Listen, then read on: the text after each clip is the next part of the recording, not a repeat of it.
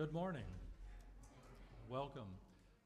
Well, it certainly wasn't the kind of excitement we expected to start the morning celebration off with, but I think it's fair to say that when Becky felt she hit her hip, perhaps her upper leg, it did not appear that she hit her head. But we obviously have another joy and concern that we didn't originally think would be on the schedule. Jane Austen once wrote, "There is many forms of love as there are moments in time." And with that, welcome to our Valentine's Day weekend celebration of that most polymorphous emotion, love. My name is John Bacon. My pronouns are he, him, and I'm a worship associate here at the Unitarian Universalist Congregation of Cleveland. This house holds many ways of believing, and quite a few ways of politely disagreeing. Among us are people shaped by Jewish, Christian, pagan, Buddhist, humanist, and other spiritual traditions. We include theists and deists, agnostics and atheists, and a fair number of people whose beliefs resist being pinned down at all. In this house, we have people from across the full LGBTQ and yes, S spectrum. This is not the congregation of the arbitrary or the vengeful, words that have taken on new words in our society in the past year. Instead, this is a congregation of thoughtful, discerning, and engaged people, people who think carefully, care deeply, and act. We gather for many reasons: to find community, to explore spiritual and personal truths, to ask big questions, to nurture heart and soul, and to be nurtured in return. Sometimes we seek coming answers, sometimes we come hoping for better questions, and both are welcome here. If you're new to this congregation, please feel free to explore a little bit more, either talking downstairs to someone with a blue mug after the service, or by sending us a note, either through the guest card on the pew rack in front of you, or online at uucleveland.org. As we prepare to enter sacred space together, we invite you to silence your phone, watches, and other well-intentioned devices that might decide this is the perfect time to make some noise. Welcome, we're glad you're here. Today's chalice lighter will be Kat Papkin, and if you could join along with me reading our covenant for the chalice lighting.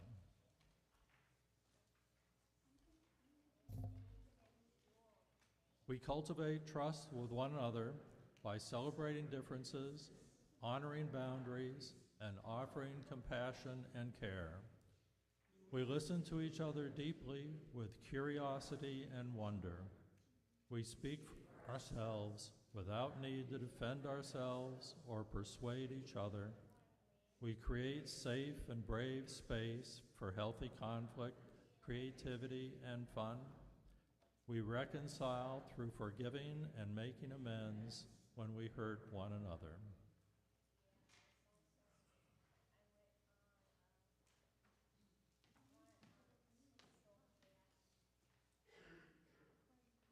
Good morning. My name is Mike Carney. I'm the music director of this congregation. My pronouns are he and his. Our call to worship this morning comes with words from Reverend Amanda Poppei. This is the home that love made. It is full of the love that its founders felt when they planned out these walls and raised these beams above us. This is the home that love made. It is full of the love of all who have worshiped here, those who have celebrated and grieved, the babies dedicated, couples married, family members mourned. This is the home that love made. It is full of the love of our children as they learn and laugh together, and our youth as they grow into their own sense of purpose and meaning. This is the home that love made. It is full of the love of the staff who have served it, full of their hopes for this congregation, their hard works, their acts of dedication. This is the home that love made.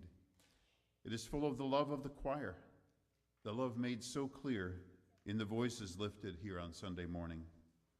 This is the home that love made. It is full of our love, the love of this community. Despite differences and disagreements, the love that holds us together as a people. This is the home that love made. Can you feel it? May the love be with us always. Amen. In a few moments, we are going to sing together hymn number 131, Love Will Guide Us, in your gray hymnal. But before that, I invite you to greet one another this morning and just welcome each other into this time of worship.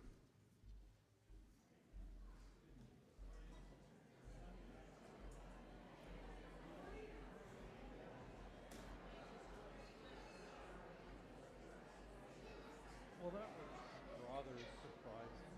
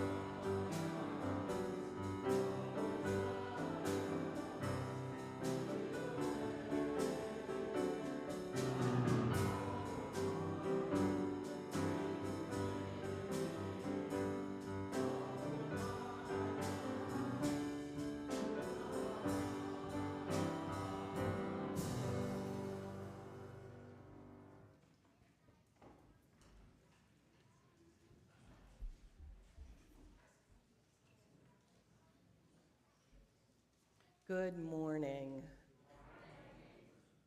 My name is Jenny Papp. I am the Director of Lifespan Faith Development for this congregation. It's lovely to welcome all of you here today. During the months of January and February, we have a tradition here of celebrating or observing a time that we call Chalice. It's a season that brings together our spiritual practices, our quest for learning, and our commitment to justice into specific focus for 7 weeks.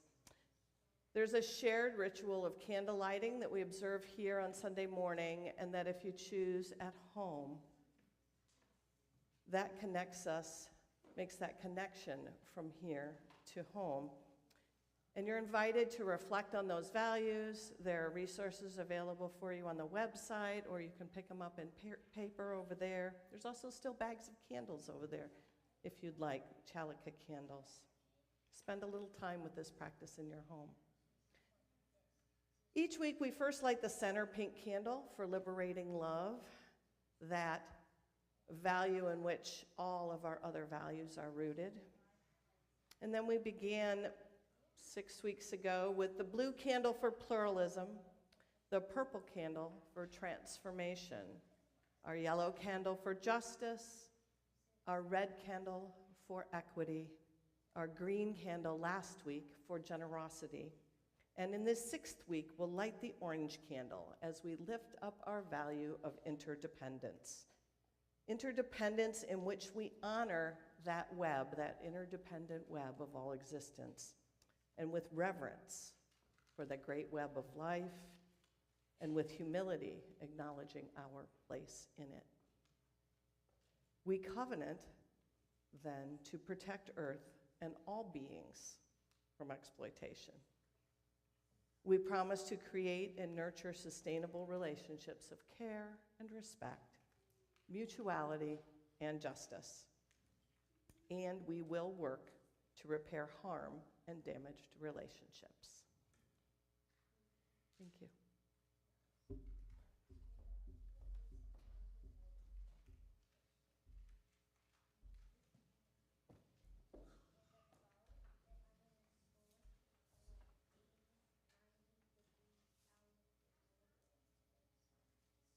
Spirit of life, known by many names, and yet by no name fully known, we gather together for hopes, bring our hopes and dreams. We also bring our fears and our wounds and our concerns. Each week, we have an opportunity to share in this ritual together. If you're online, we invite you to put any joys or concerns that you have, if you'd like, in the comments. Some have chosen to write in the book. They've asked that we place a stone in the water for those who are traveling right now. We will also place a stone in the water for Becky and all of her family, for all the care that we know that is going out to them right now as they sort things out at the hospital. We all bring things with us into this space, so you're invited to come up as you'd like during the music, place a stone, and if you're not placing a stone in the water, I invite you to just take this time to reflect on the joys, the wounds, the fears, and the concerns in your life at this time. Thank you.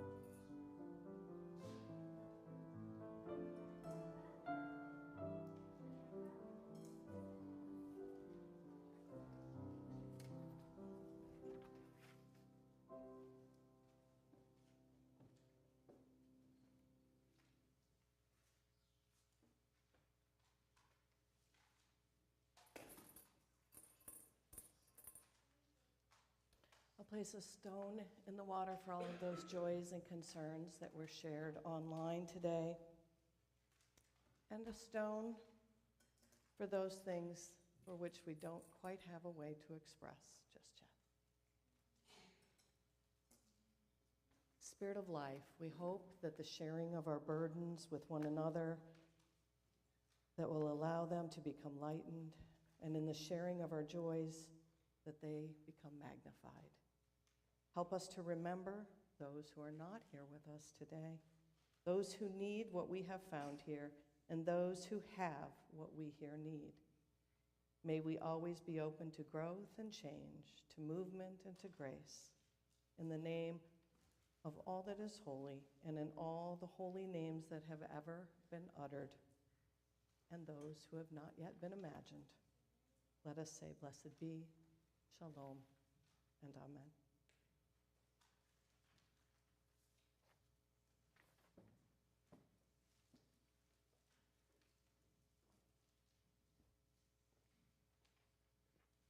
It's me again.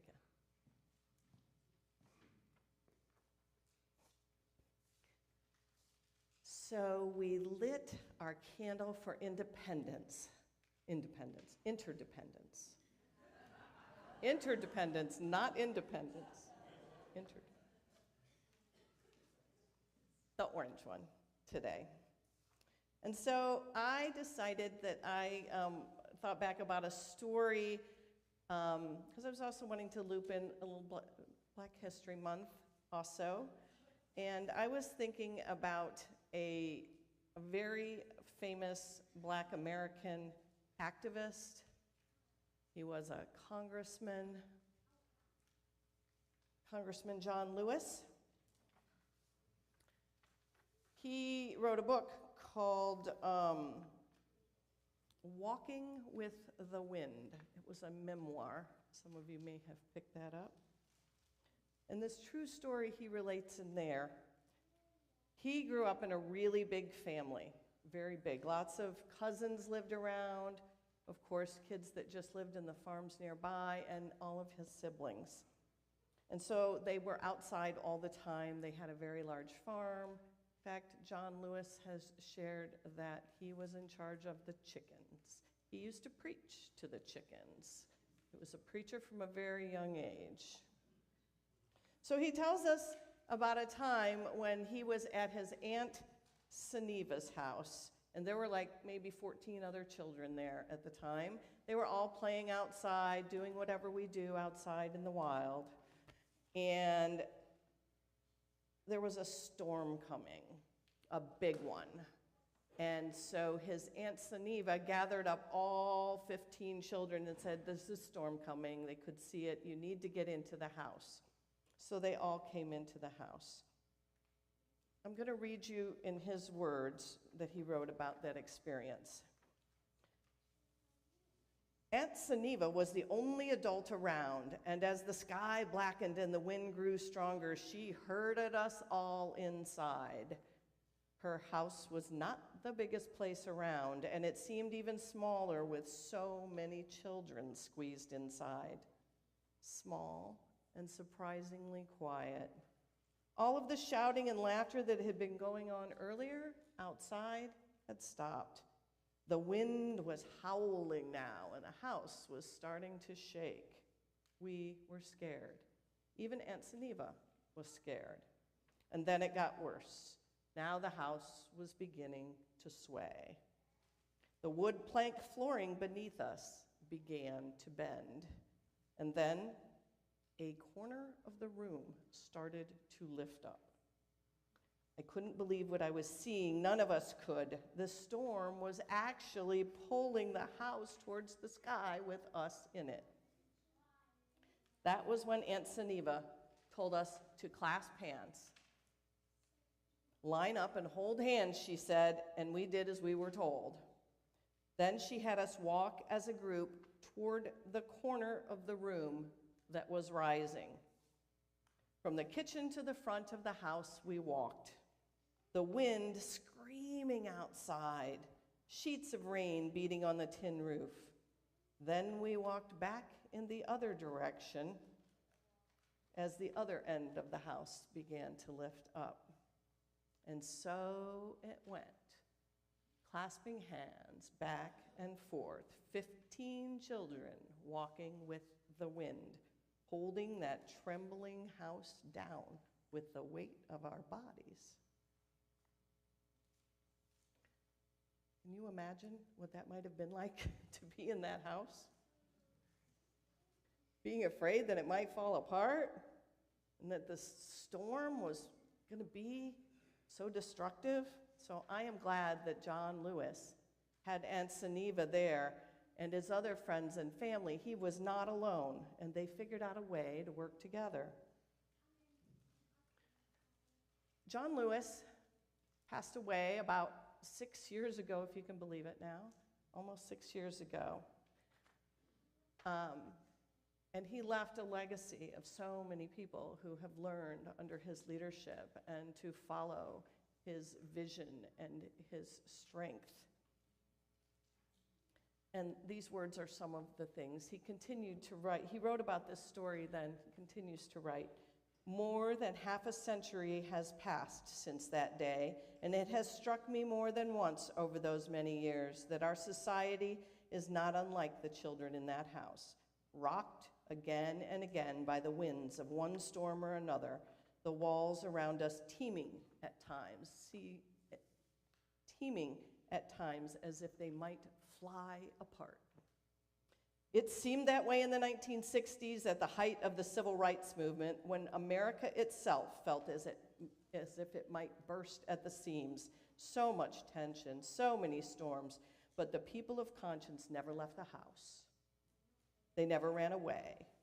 They stayed, they came together, and they did the best they could, clasping hands and moving toward the corner of the house that was the weakest. And then another corner would lift, and we would go over there. And eventually, inevitably, the storm would settle, and the house would stand still. But we knew another storm would come, and that we knew we would have to do it all over again. And we did.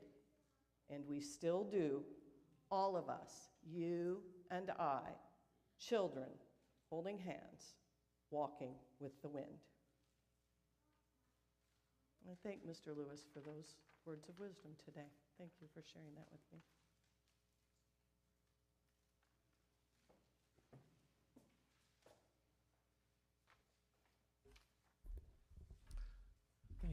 Thank you, Jenny. Our offering partner today is Preterm, who is a local organization that provides sexual health services of many natures to people who have need for assistance in getting them. It includes abortion care, birth control options, STD testing and treatment, wellness care, raising the standards of medical care in the community by training people to be proper medical residents and health professionals, and advocating for the patients who they serve. Please place cash or checks payable to UUCC in the collection plate as it goes around. You can also contribute electronically using Zelle, if you haven't done that before, or Cash App. Indicate the memo line of your contribution for today's plate, your annual pledge or something else, and please give generously within your means. Thank you.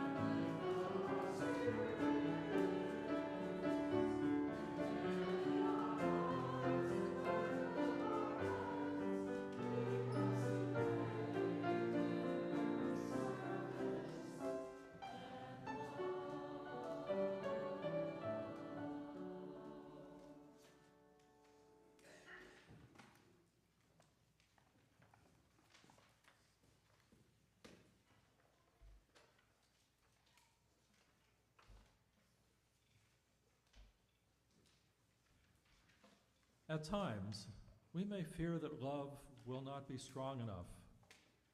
At times, we may question whether love really is at the root of all things. In this world with so much struggle and suffering and discord, we may struggle to hold on to our faith and love. In the stillness and silence of our own heart, we read the imprint of love, not created by our own will, but planted there for us to discover.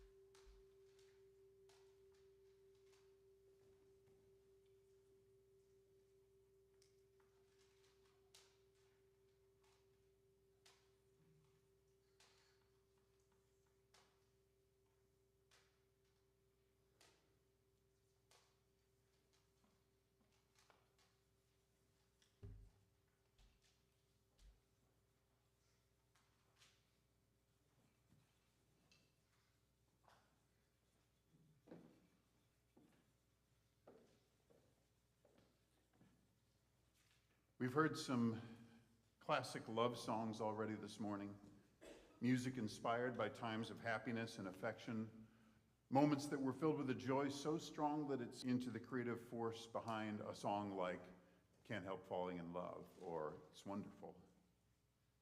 But today, I'll be taking a wider view of love. Love is not always the thing that makes our good times feel better. Sometimes, love is the salve that keeps our hard times from being unbearable. Here's an example of that very thing. René Clausen is a living American composer.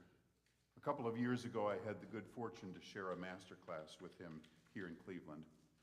And Dr. Clausen spoke to the students and the other musicians gathered that day about his creative process and how he typically has to treat composition as a job. Paraphrasing his words, if I were to wait around for inspiration to hit me like a thunderbolt, then I would have written next to nothing by now. But as Dr. Clausen explained, set me as a seal, that's your cue, Chancellor Clark. Set me as a seal turned out to be an exception to that rule. Throughout much of the 1980s, Clausen and his wife Frankie had been trying unsuccessfully to start a family.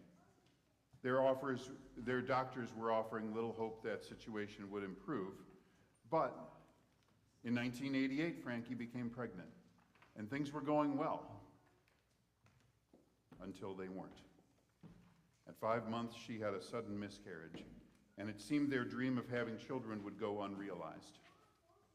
And in that moment of profound sadness, inspiration struck. Dr. Clausen wrote this a cappella motet in the course of about 20 minutes, using an excerpt from the Song of Solomon for the text, with its assertion that love is strong as death.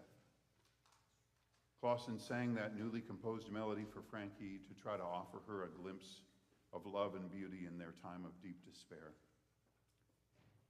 And I'm glad to be able to tell you this story has not one but two happy endings.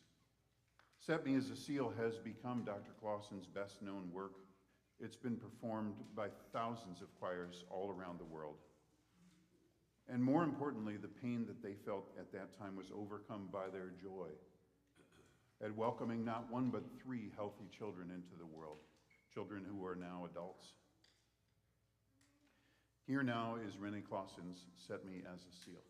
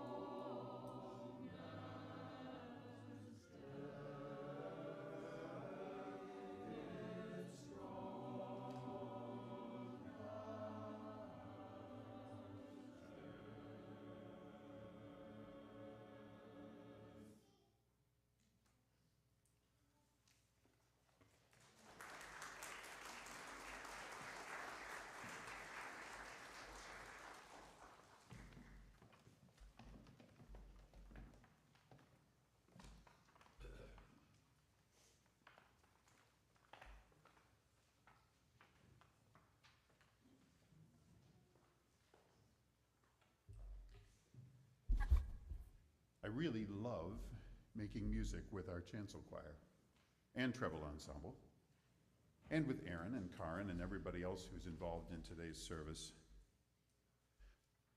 I imagine if I asked you to write a definition of the word love, though, that would be a tricky assignment. Despite the fact that word is one of the first ones we learn as children, despite the fact that it's a fundamental part of the human experience, despite the fact we've all heard and probably used that word thousands of times, trying to pin down a clear and concise definition of love is a next to impossible task. Maybe it's not that we don't understand love, but we've assigned this one small word to so many different feelings. If I asked you to define love, you might cry foul and say, Mike, you need to be more specific. Am I talking about romantic love, love for a family member, a lifelong friend, a pet? Or maybe something else entirely?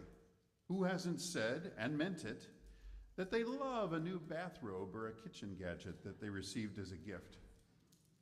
Or have you ever said you love a particular author or a musician or an athlete, someone you never expect to actually meet in person? I expect, I hope, that your love for that public figure is not the same feeling as the one that might inspire you to say, I love you, to a partner or to a family member. So, what do I mean when I say love? You might know the Greeks have at least 6 different words to describe what we use one for. There's agape, which is affection for a living or a dead person. Agape is also used as love to or from God or the gods. Eros is passion and attraction and intimacy. But the Greeks said, well, that could be between 2 people. It could be between more than 2 people. It could be between a man and a woman, a man and a man. The Greeks were pretty progressive all those years ago. Philia is friendship and admiration among peers. Storge is familial affection.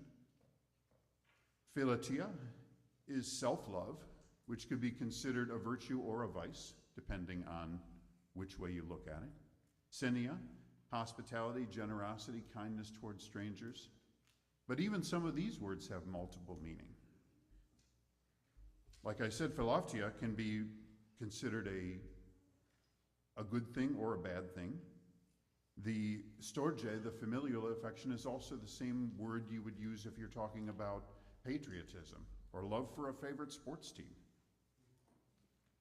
So even breaking our word into all these different ideas is still not enough to give us that clear definition. And I think that's because love is so deeply personal, so meaningful that its deepest and truest meaning is unique to every person, regardless of age or gender identity or ethnicity or anything else. But let's set that semantic question over to one side. Regardless of how tricky love might be to define, I'm talking about it this weekend, as you probably have guessed, because Valentine's Day is a holiday we've chosen to celebrate this personal and powerful emotion. And to those who might say, well, Valentine's Day, like so many other holidays, has become too commercialized, well, I see your point. And in fact, advertising executives don't limit themselves to this part of the year when it comes to love. I mean, just ask the good people at Subaru or Pillsbury or McDonald's if getting consumers to associate love with their product might be a good idea. But making a few bucks, that's not what love is about. Love has served as the muse for thousands, actually probably millions, of poets, artists, and songwriters, most of whom were never really expecting to turn a profit from their creative venture, from their love-inspired creativity. Love has changed the direction of countless lives, even altered the courses of nations. 12 years ago, there was a film, Interstellar, and a theory is presented in that movie that there may be more to what we call love than we have yet realized. Quoting Anne Hathaway's character of Dr. Amelia Brand here, maybe love is some evidence, some artifact of a higher dimension we can't consciously perceive. Love is the one thing we're capable of perceiving that transcends dimensions of time and space. Maybe we should trust that, even if we don't fully understand it. Christopher and Jonathan Nolan, who wrote the screenplay for Interstellar, are advancing a concept here that would be considered heresy by some. By suggesting love is an artifact of a higher dimension, the Nolan brothers might even be suggesting those who say God is love could have it twisted. Maybe there might be just as much truth, the capital T here, to be found in the idea that love is God. Earlier in my career, I spent my Sunday mornings as a church musician in places, well, I won't name names, but places that didn't especially resonate with my own system of beliefs. That's a situation I'm happy to say is no longer the case today. But back then, I struggled to find my path on Sunday mornings. But I soon learned when I encountered religious language that was disagreeable to me or sometimes just a little too brand specific to line up with my own theology, I could usually substitute love for the word or the name in question, and then the reading or the hymn or the homily would resonate with me in a whole different way. Following that practice deepened my spiritual life as I began to think more deeply about love's capacity to soothe those in pain, and love's potential to redeem us when we do wrong, and love's ability to connect people regardless of their differences or disagreements, the power of love to create a world that is better and more beautiful than any we have known before. Many of you know that the Unitarian Universalist Association has recently adopted some changes in the way UU theology is defined. Instead of outlining our beliefs as a list of principles, the revised language states, love is the power that holds us together and is at the center of our shared and inseparable values of interdependence, equity, transformation, pluralism, generosity, and justice. In fact, there's a little graphic of that right there on the podium. And I encourage you to come back next Sunday when we conclude this year's Chalika observance with a deeper exploration of this concept of liberating love. But for now, I'll return to that individual personal nature of love. I'd like to invite each of you to explore the question, how does love resonate in your heart? Inside your order of service is a small sheet of paper. Now, I'm not asking you to define love. We already talked about that, and it seems that paper's probably not big enough. Instead, on this Valentine's Day weekend, I'm inviting you to use that little sheet of paper to spread some love. The instructions are very simple. I just want you to write a short love note. But please don't feel restricted to agape or eros or philia or anything else. You might begin with a phrase like, what I love about you is, or I love you because, or anything else you like. My only requirement is you include that very special word in some way. You can explore any type of love. You can provide any reason at all, practical and sensible, or romantic and heartfelt, or pure babbling gibberish. I, for one, have expressed all of these to people I love at one time or another. And of course, you get to choose who will be the recipient of your personalized Valentine's card. You can make it short and sweet. You can make it long and sweet. It's your love, after all. You can give your note to a sweetheart or a family member or a favorite pet or anyone you choose to, even to yourself, just as long as you're doing your part to increase the amount of love that's in our world today. And while you're thinking and pondering about your love note, I also invite you to join in our closing song, written by Ziggy Marley and probably endorsed by the Nolan brothers, I would think. Please rise and dance in body or spirit or both in this celebration of love and where love intersects with spirituality. The words are in your order of service, or you can invent some of your own if you prefer. And I hope you agree with Ziggy and with me when we sing, Love is My Religion.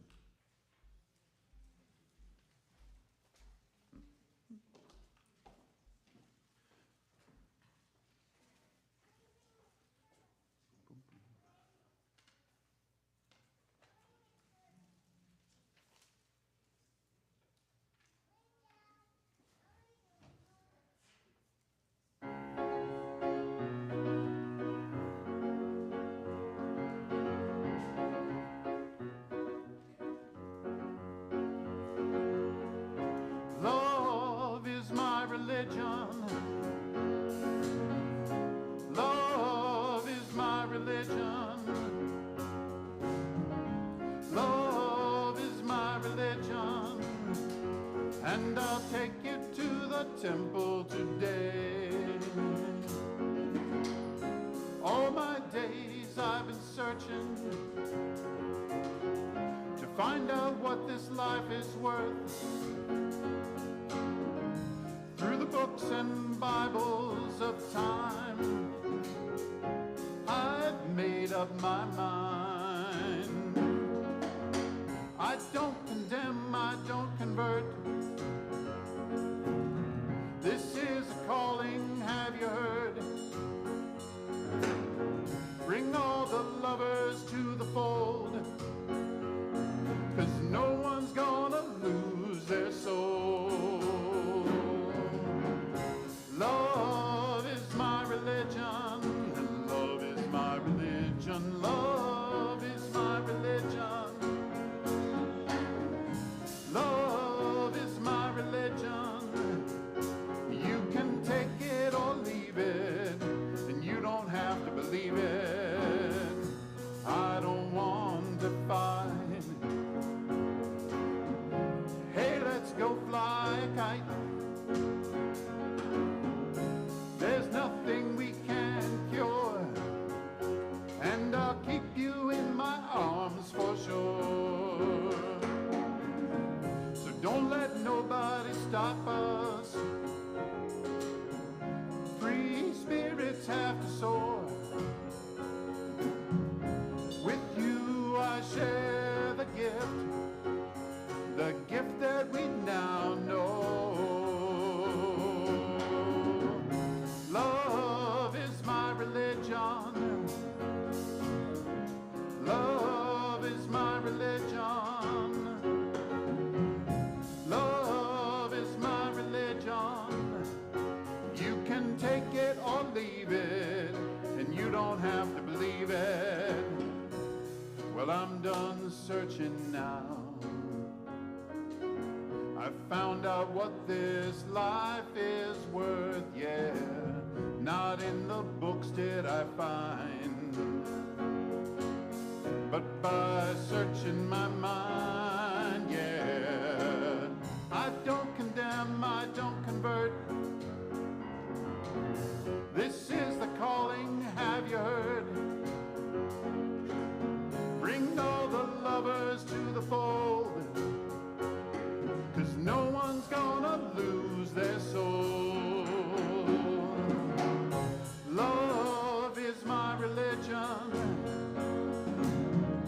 Love is my religion. Love is my religion. Love is my religion. So you can take it or leave it. Now do you believe? All right. Thank you, everybody.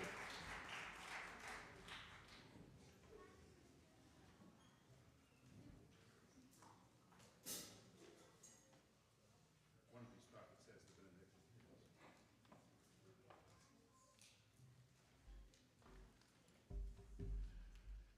Our benediction today comes from Eric Williams. We all emerge from, dwell within, are transformed by, and called back to love. May your mind be humbled before this mystery. May your heart grow hopeful by it. And may you be sustained by this love always. Amen.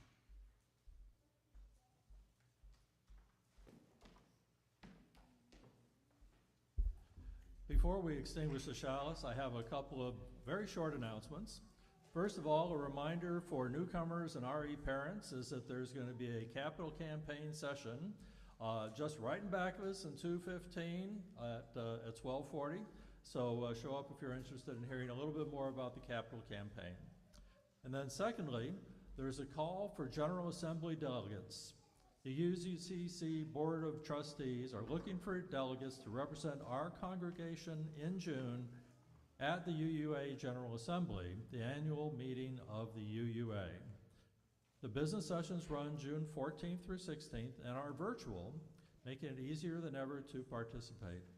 Delegates vote on key decisions shaping our faith's future. This is a wonderful opportunity to learn more about the UUA, connect with fellow UUCC delegates, and engage in the democratic governance. No experience necessary. The deadline for applying is today, okay? So everybody stand up and run to your nearest Board of Trustees member to volunteer, okay? You can always get out of it later if you really have to. Okay, so I don't have a yellow card. Anybody got a yellow card handy?